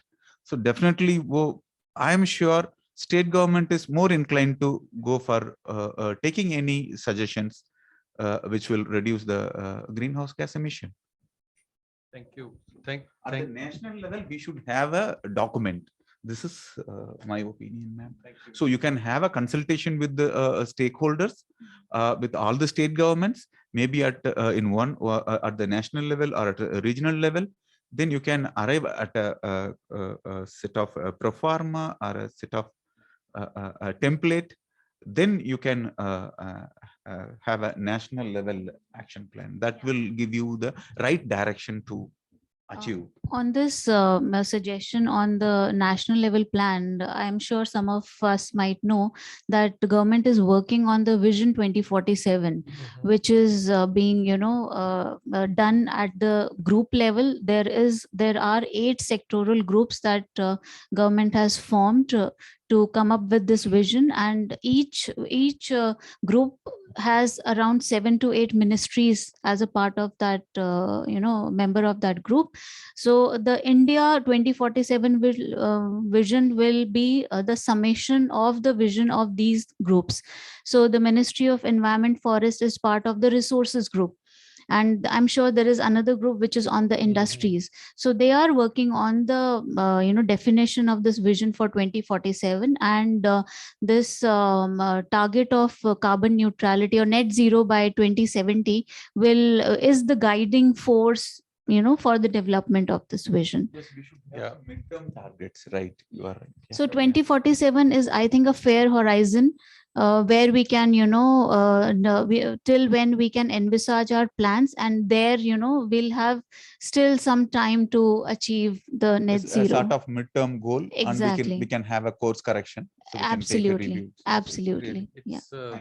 It's wonderful for us because maybe we can connect trialogue 2047 to Vision 2047. No, we didn't. But thank you so much. That's very useful guidance, right? We'll organize trialogues for all 8 of the parts of that mission. No, but on a more serious note, at least as far as this discussion is concerned, I think it's wonderful that between the two of you, you've thrown the question back at the audience. That's probably the best way of getting them involved. So to either, the cement industry or to the LC3 team, if I could call it that, if there were 3 things right? That we would either want governments to do, and I'm using the plural because you have central and state governments, or there are three things that we would want put into the recommendations of a vision document that the governments would commit to. What would those three things be? The answers are similar, just written slightly differently. So 3 asks or 3 recommendations, what would they be? Can someone answer that question? I could maybe add the first one to it. Yeah, just wait till you get a mic. Yes, yes. So I'll probably you might want to also identify yourself or Yes. introduce yourself. Thank you so much for having me here. Saundarya this side.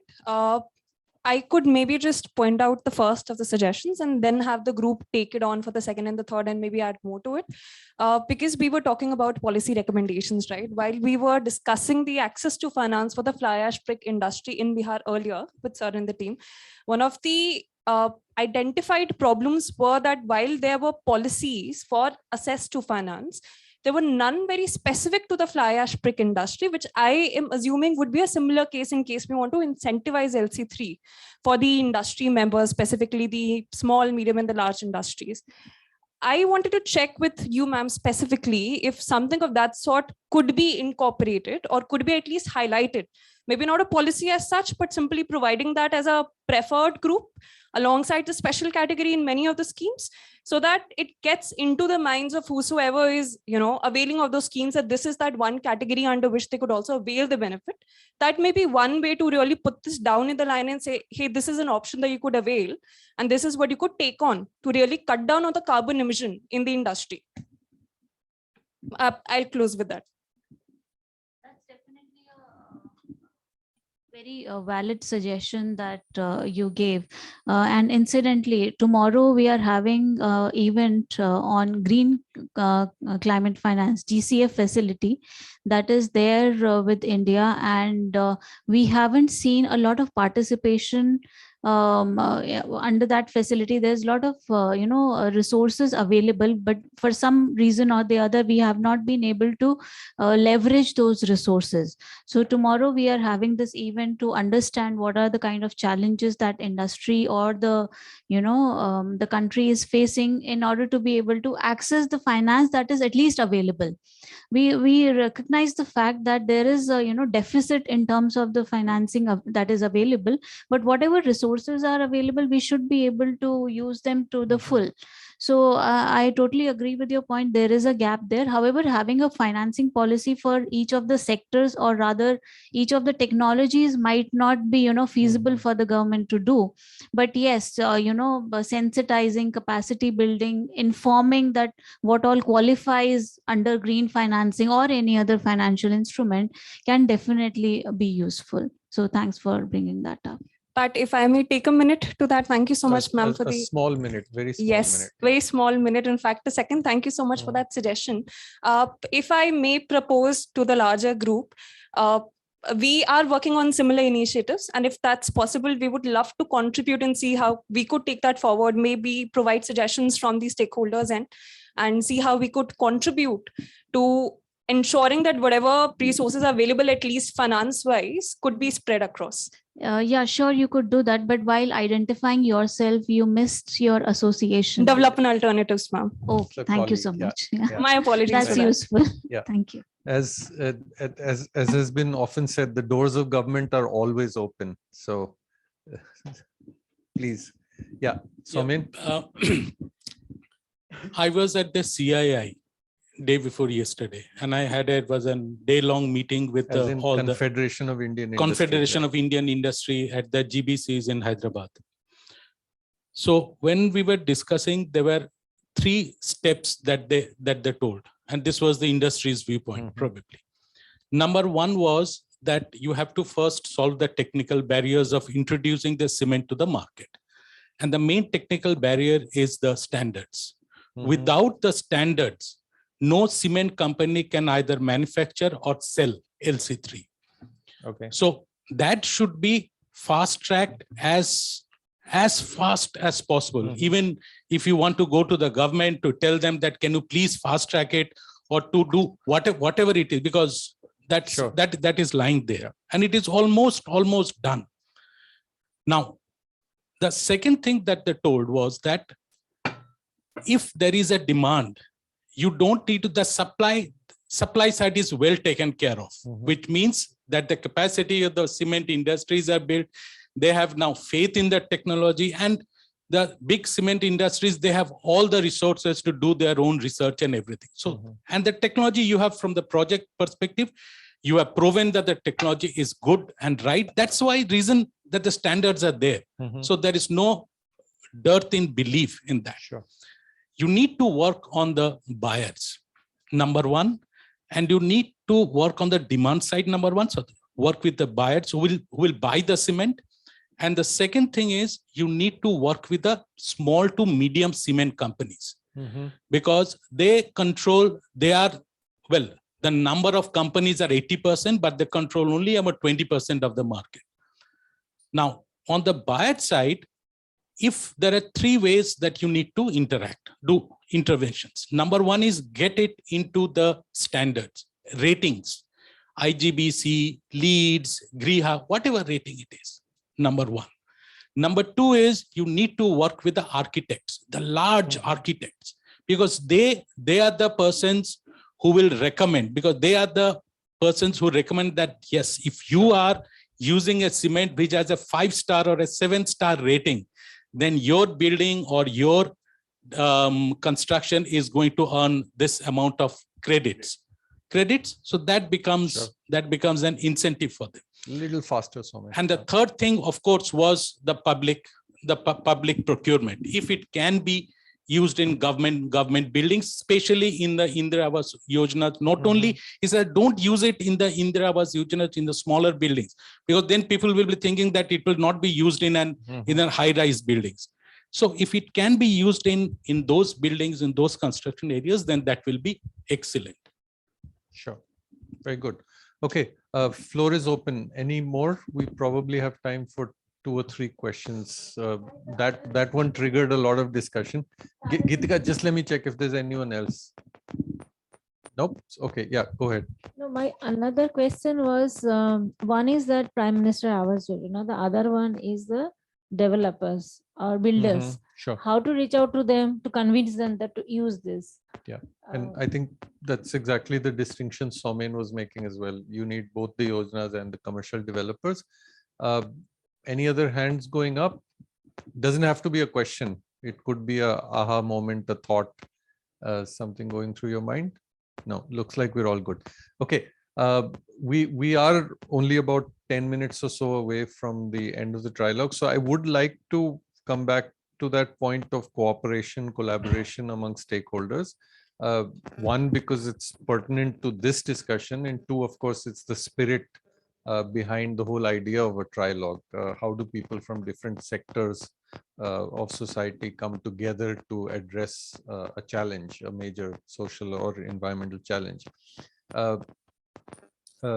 Jonathan talked about it at the very beginning, how it's a principle that SDC, would very much like or almost insists upon being followed in all the work that SDC is supporting. Ruchika ji talked about technology transfer and finance being important to, being all important, if I could say so, to the work that we're doing. Now, if we look at the most commonly prevalent models, the assumption is that a country needs a certain kind of technology. That technology needs to be transferred from somewhere, and you need to, one, finance the technology transfer process, and number two, you need to find finance for the investment that would take place in the people, by the people, in this case, companies that are adopting that technology. And my question was actually on 2 fronts. One, have we done something different with respect to LC3 in terms of changing how quote unquote technology transfer takes place? Has it been a different kind of process and not just a transfer of technology from one place to India? So that's one question, but I think the more important question now is what kind of a different process can we put in place to accelerate the adoption of LC3 technology? And on the first question, Jonathan, you're probably the best person to speak about how we might have done something different by way of, developing the technology, bringing it to this stage, instead of following the normal technology transfer model. Thank you very much. Don't know if I'm the right person, but I will try to answer. I think the very different thing that is happening with LC3, and I think it's a model in terms of cooperation, in terms of how we have to work together, how we have to tackle climate change, is that first, it's in the public domain. It's not a technology that is patented and then somebody is going to get rich on it. It's a technology that was developed by public and private institutions, by universities, by academia, collaboration between governments with the Department of Science and Technology, for instance,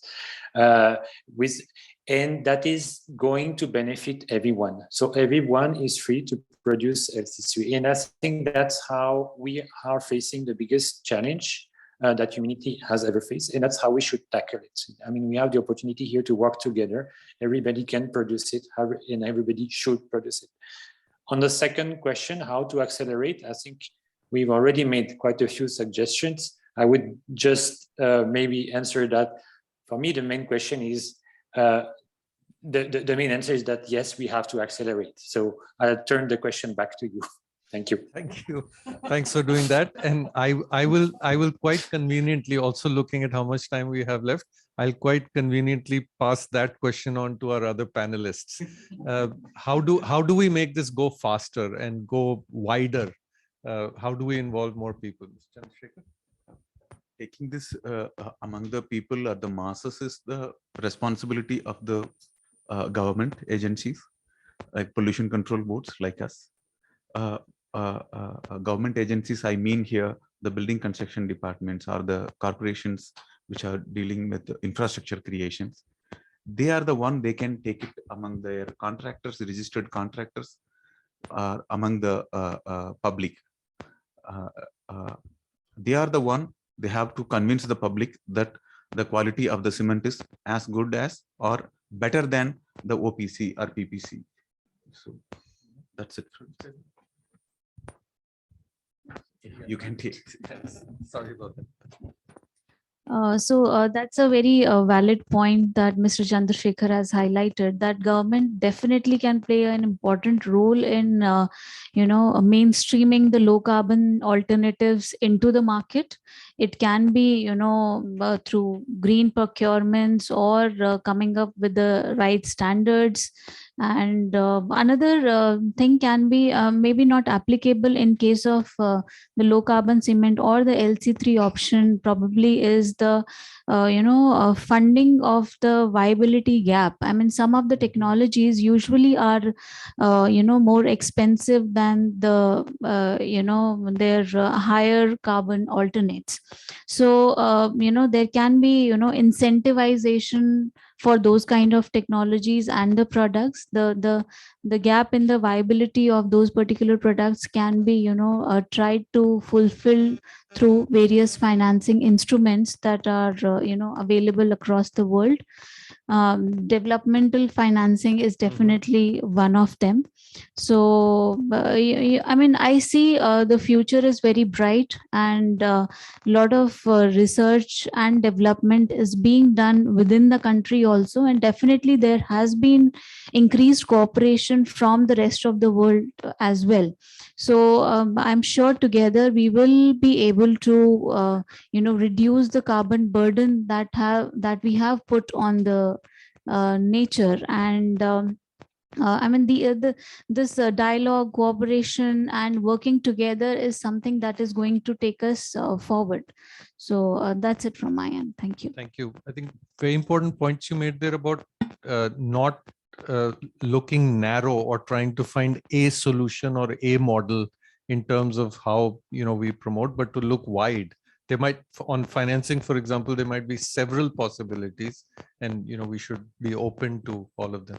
Mukesh ji. So I think first we have to wait for a standard, because after getting the standard, then there is 7 to 8 steps process.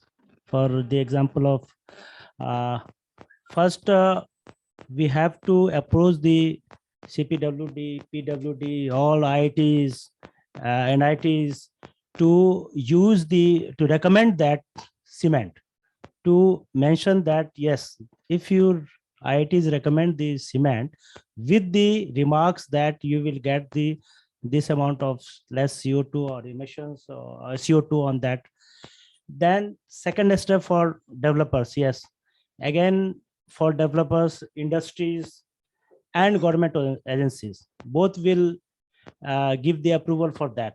Mhm.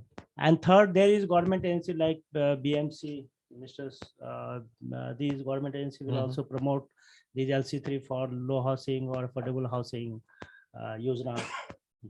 So this type of exercise, after getting the standard, we have to do, then people were aware, and the architect engineers will recommend, and the government have one circular from that, yes, if you are using this type of LC3 cement, you will get this type of benefits in a state or in central, so that people can use easily the LC3 cement.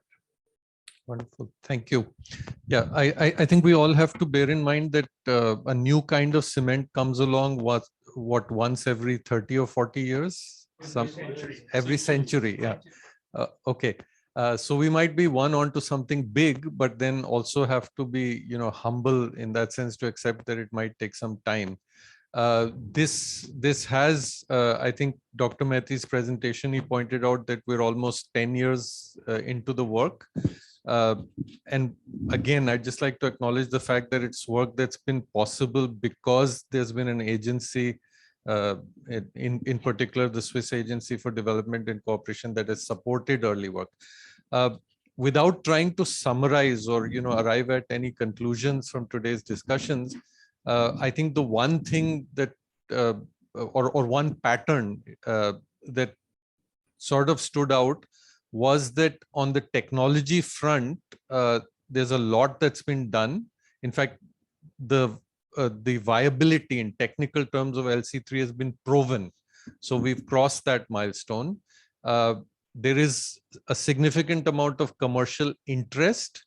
Many companies, JK Lakshmi being one of them, have actually done trials, right, and or on the verge, on the threshold of starting commercial production. But we do need to cross that hurdle of making sure that the standards are in place. And then I think virtually all the speakers talked about how it'll be demand side measures, right, that will actually accelerate this, will make it go really fast.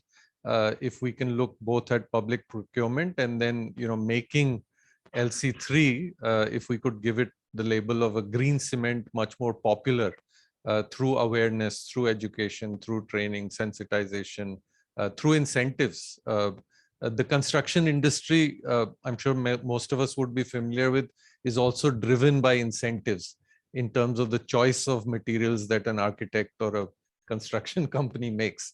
So that's also something that we might want to look at. One last check. Is there anything that our panelists would like to add at the end? On the demand side, measures that you very well mentioned, we definitely need those measures. However, just one point I would want to make is that consumer of today is, aware enough of the carbon issue and, emission reductions that we are, trying to do at the different levels. So I'm sure there is a category of consumers who are willing to spend more for more environmental friendly technology and the products. So probably we should try to reach out to that consumer base and inform them that these are the alternatives available. As far as the private developers or the builders are concerned, if I'm sure this can be one of the ways of marketing their facilities, Buildings, that yeah. it is built through a lower or maybe Absolutely. 70% lower carbon cement. So there are people around there who would appreciate that and would be willing to Absolutely, spend more on those kind of things. So with some work, as you pointed out earlier, on a kind of green rating system. Great. Also, they should be taken to all the academic institutions where engineers are produced. So they'll be taught about this sort of LC3 is there. It's a standard has been prescribed. So the new generation of engineers will, once they pass out, they'll also spread by word of mouth. It will spread to among the masses. Jonathan, any closing remarks?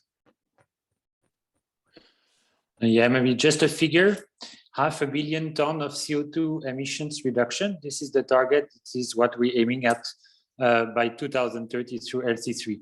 So I think that should be a huge incentive to adopt and promote as soon as possible LC3. And I'm very glad this is the product of a collaboration between all of us and between Switzerland and India.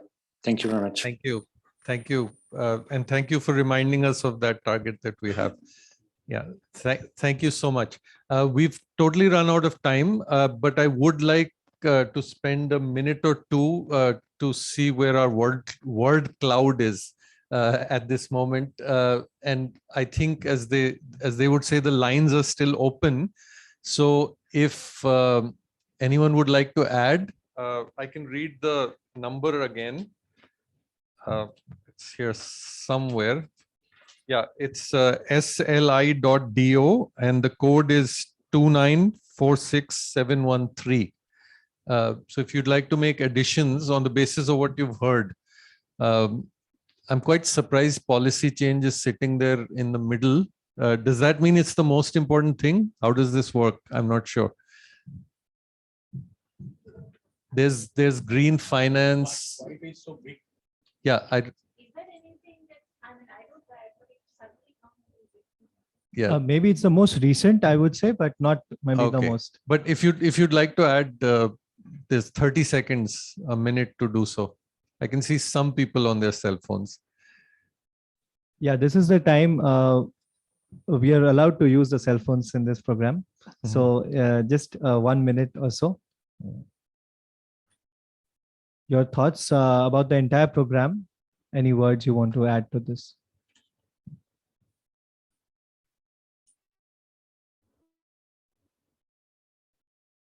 Change. Yeah, okay. That,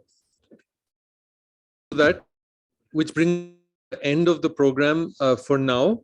It's my pleasure, and Debo, correct me if I'm wrong, but I think this is a point at which Dr. Arun Kumar, who's President Emeritus of Development Alternatives Group. So Pat, I'll take it over from you Take it over there, yeah, if it is okay. Yeah. And thank you so much, Pat, and speakers for giving these valuable suggestions. Your thoughts, and I feel somewhere beyond your position, you also looked at the larger picture today while addressing so many points which were beyond public-private approach as well. So I'll request Shaila to give the vote of thanks for today's program. Thank you.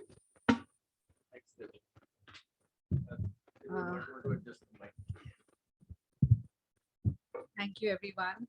This was a very, very insightful. Can you hear me now? No. Of course, without mic, you are audible. I'm audible even without the mic. Good.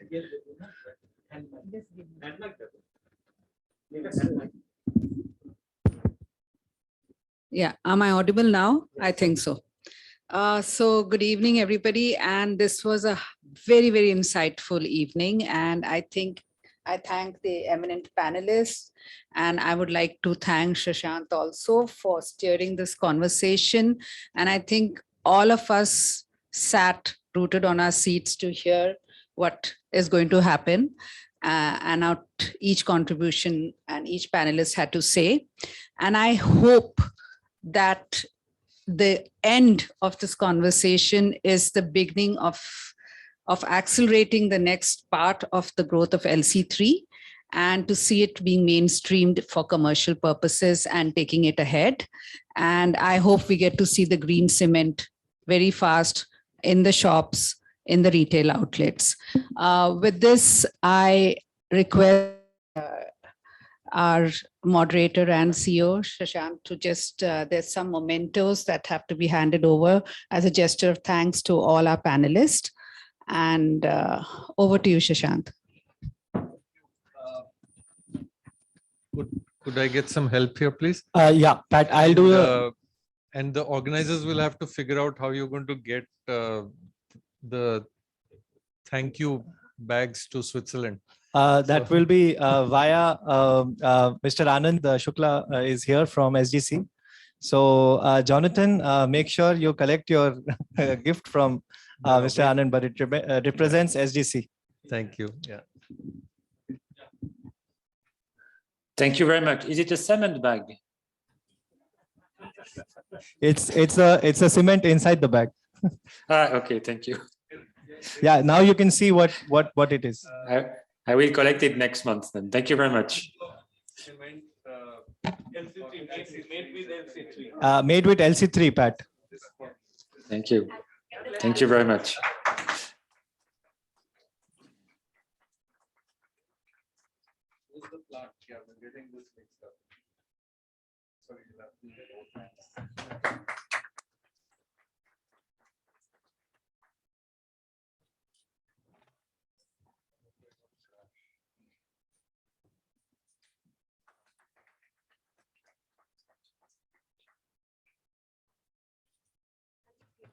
I'll request Mr. Anand to please come up to the dais so that he can collect on behalf of SGC.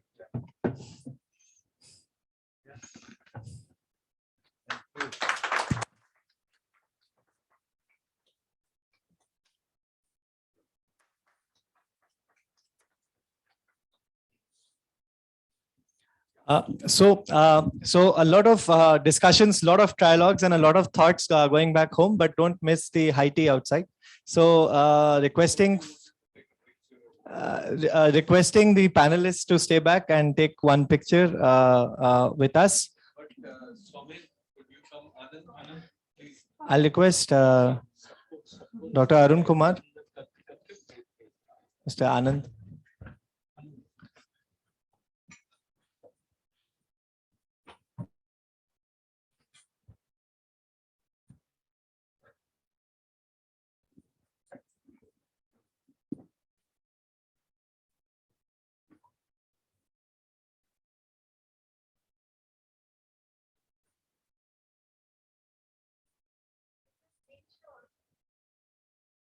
Very good. Yeah, are we done? Thank you.